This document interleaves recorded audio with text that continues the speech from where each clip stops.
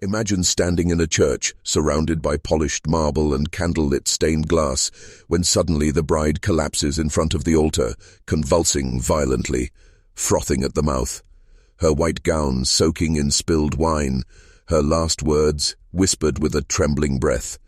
"The wine, it burns." That was October 13th, 1841, in Hartford, Connecticut.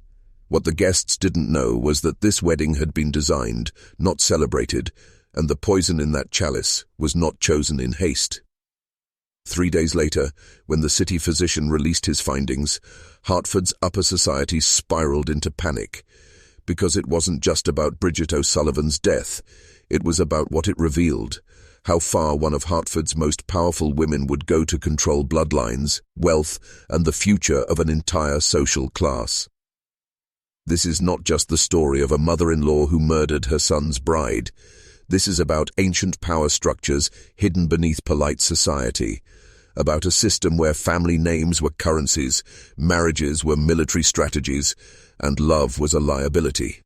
And tonight, I'm taking you deeper than the newspapers ever dared. But be warned, once you see the truth buried beneath this tragedy, you can't unsee it. Elellanena Peton did not stumble into power, she engineered it. Born the daughter of a modest Hartford merchant, she clawed her way up the social ladder with precision.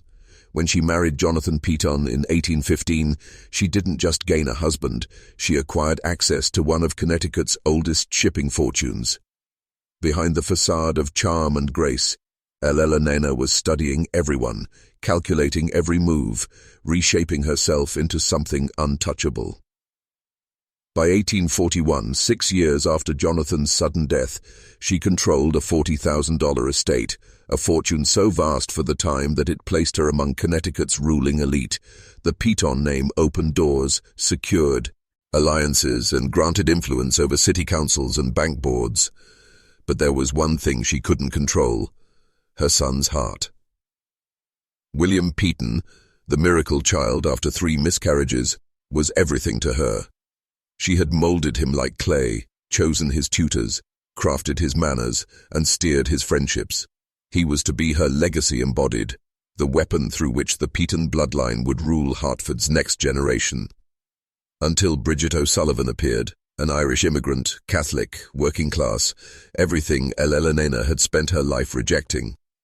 To her, this wasn't just love, it was treason against the design, and treason in Elellenena's world had only one consequence.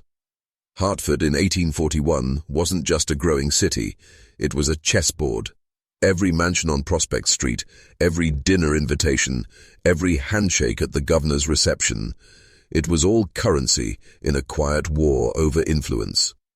The Connecticut River carried steamboats stacked with goods from New York, and factories sprouted along its banks like steel spires. Wealth was shifting fast, and the old New England elite, families like the Petons, were desperate to maintain control while Irish immigrants flooded in, drawn by the promise of work and survival. To Hartford's ruling class, this wasn't immigration, it was invasion. Irish Catholics were treated as outsiders, untrustworthy and unwanted, accused of stealing jobs and eroding proper society. Behind closed doors, at Ladies' Aid Society meetings and gentlemen's clubs, the whispers were relentless. These people don't belong here. But William Peton didn't care. He fell in love with Bridget O'Sullivan, a young Irish seamstress with emerald eyes and a mind sharper than any debutante. To William, she was freedom from the suffocating expectations of wealth and power. To Elellanena, Bridget wasn't a woman. She was a virus. If William married her, the Peton legacy would be diluted, the family's power fractured, and her control shattered. That's when love became war, and Elellanena never entered a war she didn't intend to win. The decision wasn't made in anger, it was made in silence. Elellanena Peton sat alone in her private sitting room that July evening of 1840, the Persian carpet worn thin beneath her pacing feet. Outside, the gas lamps glowed faintly on Prospect Street, but inside, shadows ruled. On her desk lay the engagement notice William had proudly brought her. A single sentence, no more than 20 words. yet it felt like an execution order, not of Bridget, but of everything Elellanena had built. The Peton name, the fortune, the bloodline. She saw the future unfold in painful clarity. William abandoning the Protestant elite, their grandchildren raised Catholic, the Peton fortune scattered among Irish relatives and priests, their influence dissolved in whispers of scandal. And then came the deeper fear, the one she never voiced, even to herself, losing control of her son. William had been her miracle, her masterpiece. For 2 decades, every choice he made was hers, every thought seeded by her guidance. Bridget had broken that spell. That couldn't be forgiven. Poison wasn't her first thought. It wasn't even her second. But power whispers solutions most people can't hear. Elellanena heard them all. She didn't see murder. She saw preservation. And in her world, preservation justified everything. Elellanena Peton didn't act impulsively. She planned like a general preparing for war. For weeks, she immersed herself in the quiet science of invisible death. At the time, Hartford's wealthy women were expected to study botany and medicine as marks of refinement. Elellanena used that facade as cover, attending private lectures on household remedies and culinary sciences at the Wadsworth Athenaeum.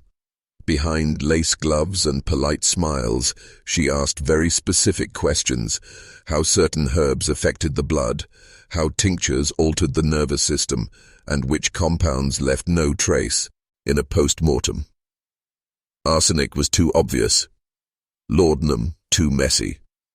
But she learned of something else, a bitter extract derived from foxglove and imported quietly from Europe under the guise of medicine. In small doses, it slowed the heart. In slightly larger ones, it burned through the veins, convulsing the body until it silenced itself completely. The coroner would call it natural causes.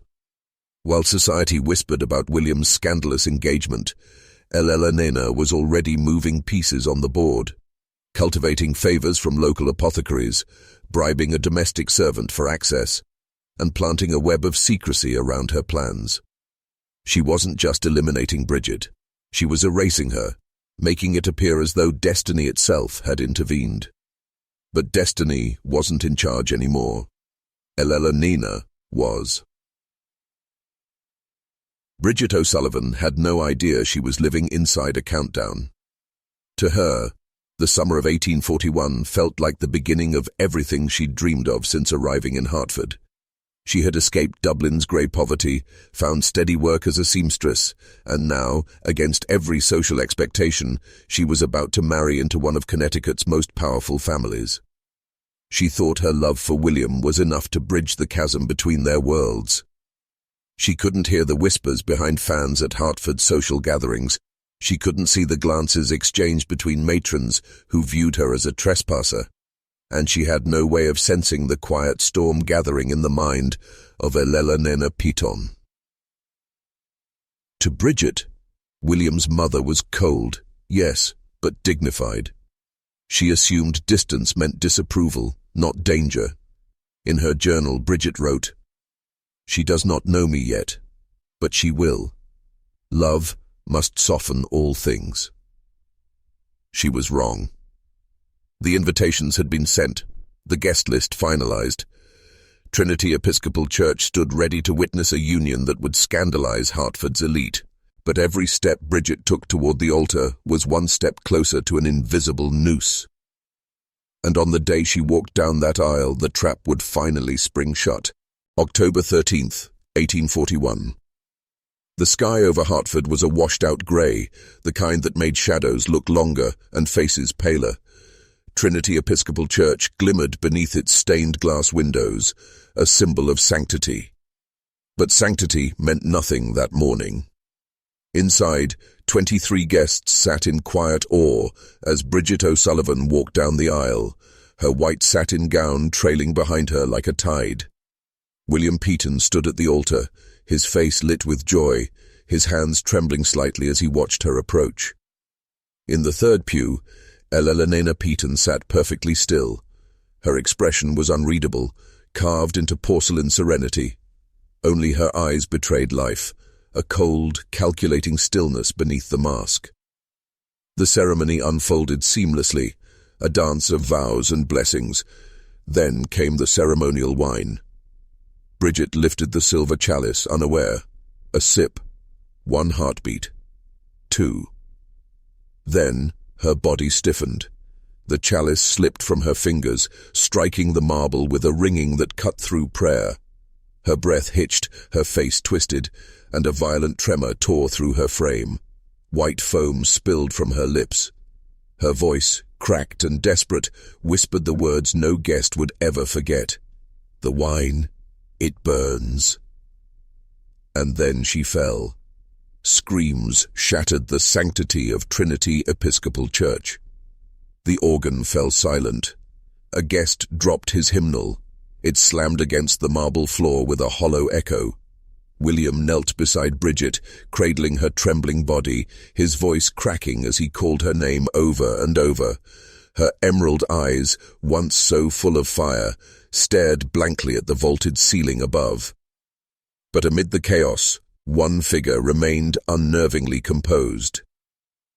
Elellanena Peton did not rise from her pew.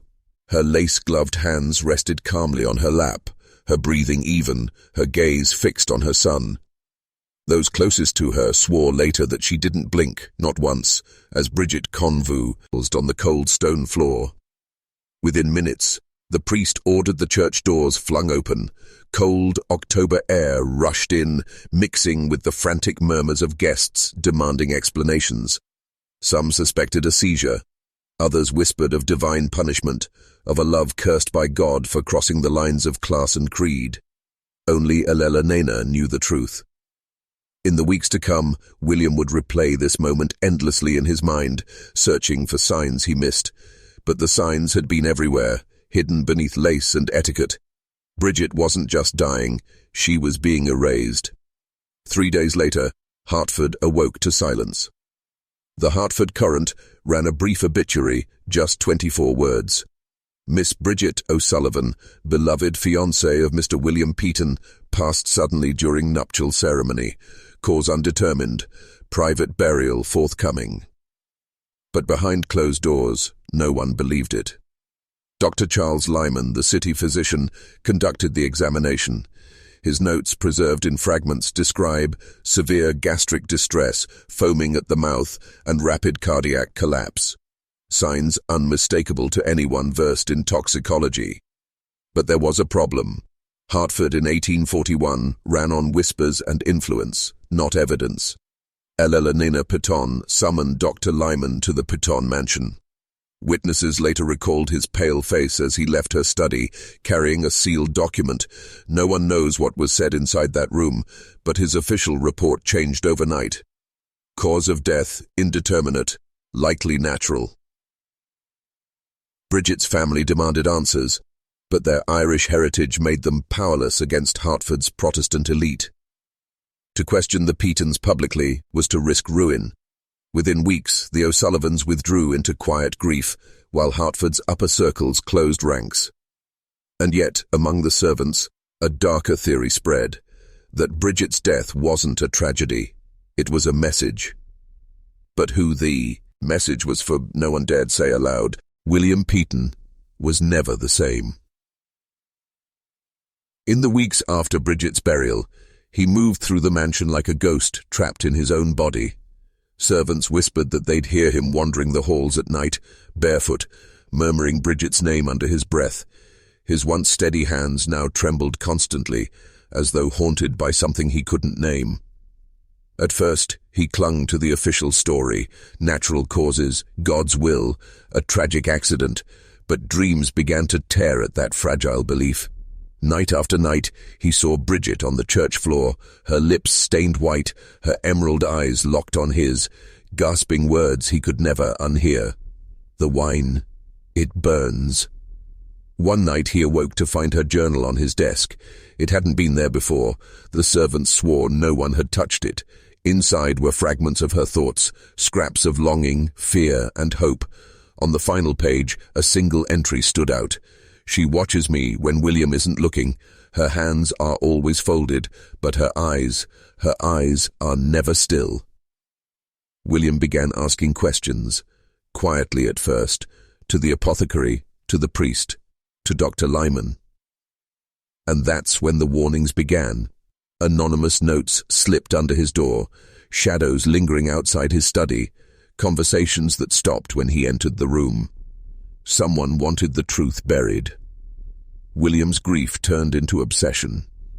He stopped attending social gatherings, withdrew from family dinners, and spent his nights pacing his study beneath the dim glow of an oil lamp. The Peton mansion servants whispered that his mother forbade them from speaking his name after sunset, but William couldn't stop. He needed answers. Following a lead from Bridget's journal, he visited an Irish apothecary on Asylum Street. The man hesitated before speaking, his voice barely above a whisper. A woman came here weeks before the wedding, asked for foxglove extract, paid in gold. Gave no name, but... He paused, glanced toward the door, and lowered his tone further. Her gloves were white lace. William knew immediately. When he returned home that night, he confronted Elellanena in her private parlor. The air smelled faintly of lavender and something colder, like steel. "Did you do it?" His voice cracked. Her response was silence. Not shock, not denial, just silence. And then she whispered, "You were never meant to choose her." That was when William realized Bridget's death wasn't about morality or reputation. It was about control. But control of what? The answer came days later, hidden inside a leather-bound book his father once kept locked away. Inside were names, judges, politicians, merchants, all tied to an ancient fraternal society calling itself the Veil. Bridget's marriage into the Petons would have compromised secrets far older and far darker than William could comprehend. The Veil. That was the name etched into the faded leather ledger William discovered. Simple, unadorned, yet heavier than any word he'd ever read. Its pages were brittle, stained by candle smoke and time. But the names inside were alive. Hartford judges, state senators, wealthy merchants, even the Bishop of Trinity Episcopal himself.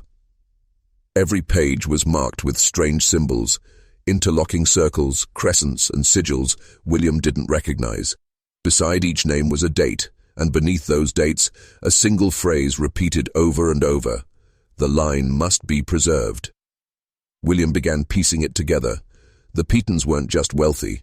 They were gatekeepers, protectors of an unbroken bloodline that tied back to Europe's hidden orders. Marriages weren't about love. They were transactions. Every union, every heir, every whispered promise carried weight beyond the public eye. Bridget's existence threatened all of it. Her Irish heritage, her Catholic faith, her outsider blood. It wasn't just scandalous, it was forbidden. That's when William understood something chilling. His mother hadn't acted alone. Bridget's death had been sanctioned. He started finding signs everywhere. The veiled women who attended Bridget's funeral but never spoke. The carved symbol hidden beneath Trinity Church's pulpit. The strange prayer whispered at elite gatherings. What is seen must be forgotten. What is forgotten must be protected. The deeper William dug, the clearer it became. If the veil had silenced Bridget, they would silence him next. William stopped sleeping. Every creak of the Peton mansion became a warning, every shadow a threat.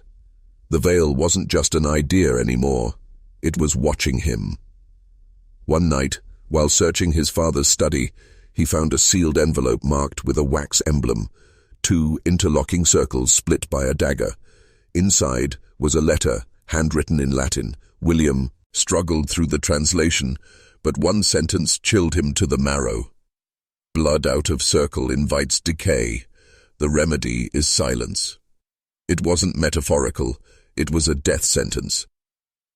Bridget's death hadn't been an act of rage or jealousy. It had been protocol. William tried to confide in his closest friend, Henry Whitcomb, a junior clerk at the Hartford Courant, but the very next day, Henry vanished without a trace. No witnesses, no note, only an empty apartment and a landlord who refused to speak of it. That was when William realized this was bigger than Hartford, bigger than his family. For every step he took toward the truth, the walls around him closed tighter. Late one evening, returning from the archives, he found a small scrap of paper nailed to his door. In elegant, looping handwriting it read, "The wine burns everyone eventually." His blood ran cold. They knew he was digging. And now, the veil wasn't warning him anymore. It was hunting him. William realized he had only two options, submission or escape. Submission meant erasing everything Bridget represented from his mind, pretending the love he had felt, the life he had imagined, never existed. But he couldn't. Every heartbeat, every memory of her smile was a dagger to his conscience. Escape was dangerous. Hartford was a cage, and the veil controlled every exit, every ally, every route to safety. He began planning in secret, poring over maps, memorizing patrol schedules, and marking the safe houses of those sympathetic to his plight. But Elellanena Peton had anticipated this. The woman who had orchestrated Bridget's death had never left a detail to chance. One evening, she cornered him in the mansion's library. Her eyes, sharp and cold, cut through him like a scalpel. "You cannot run, William," she said softly, as if revealing a profound truth. "This family, this city, this legacy, it will always be my command. You can fight, but you will lose. You must understand. Power is inherited, not chosen." Her words were a trap. They weren't meant to dissuade. They were meant to break him psychologically, to instill the same discipline, the same obsession with control that had fueled her life. William understood then. To survive, he would have to outwit not just the veil, but his own mother. The final confrontation began quietly, like a storm gathering beneath a still sky. William knew brute force wouldn't work. Elellanena had already proven her mastery of every weapon, legal, social, psychological, that Hartford's elite could wield. He had to think like her, anticipate her, become what she was. Late one night he confronted her in the Peton mansion, in the very room where Bridget had been erased from existence. Candles flickered, casting long shadows across the Persian carpet, and the air smelled faintly of lavender and something darker. Iron, or perhaps blows. Old remembered. "You killed her," William said, his voice steady despite the quaking inside, "and you will answer." Elellanena smiled, but it wasn't warmth, it was calculation. "I preserved the line," she said softly. "I preserved what matters. You were too naive to understand that love is a luxury the powerful cannot afford." William realized then that the woman he had called mother was not human in the way most understood it. She was something older, something relentless, a predator disguised as guardian.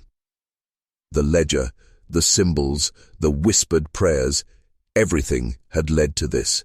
Power was the only law, and she had mastered it. In that moment, William understood what the veil truly demanded: obedience. And when he refused, the world itself seemed to conspire against him.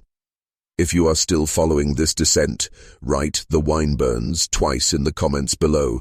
Let it anchor your mind, lock in what you have learned, and mark your identity to see the hidden forces behind ordinary appearances. Time did not heal. William left Hartford months later, a shadow of the man who had fallen in love with Bridget. He carried her memory like a hidden scar, a private terror no one could touch. The Peton mansion remained, its walls echoing with silence, its halls haunted not by ghosts, but by the echoes of power wielded with ruthless precision. Elellanena Peton remained at the center of Hartford's elite, her control unbroken, her reputation untarnished. To the public, she was a grieving mother, dignified and composed. Behind closed doors, she continued her guardianship of bloodlines, of secrets, of the unseen machinery of influence that kept Hartford's upper echelon in line. Bridget O'Sullivan was gone, but her death was never meaningless. It became a cautionary tale whispered among servants, a hidden mark of the cruelty that power can justify. Hartford itself seemed to remember in the cold angles of its streets the quiet oppression of those who dared cross the established line. For William, the lesson was brutal. Love and morality could never challenge legacy and control, not without risking everything. And for the rest of us, the truth is darker still. Some histories are never written fully, some deaths never fully investigated, because the world is governed not by justice, but by those who preserve the line, who wield influence like a weapon, and who ensure that power and its cost remains invisible to most eyes. The wine burns, always. This is where forbidden knowledge ends, but its shadow lingers forever.